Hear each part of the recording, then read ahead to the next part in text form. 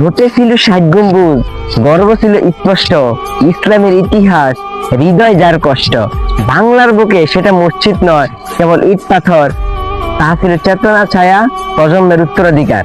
আজ হঠাৎ করে মুছে দিলেন, বসালেন মন্দির চিত্র।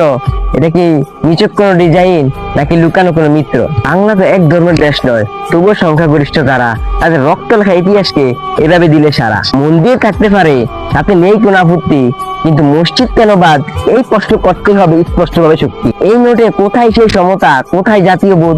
তোমরা কি ভুলে গেছো তারা লিখেছে দেশের মোহ? নোটটা শুধু কাগজ নয়, তার রাষ্ট্রের প্রতীক, যেখানে ধর্ম সংস্কৃতি ভারসাম্য চাই না কোনো প্রবঞ্চনার দলিল। তাই প্রশ্ন নাকি উচ্চ কণ্ঠে, এই নোট ফিরিয়ে নাও, 60 গম্বুজ ফিরাও নকশায়, এই দাবি বাংলায় চায়। ধন্যবাদ।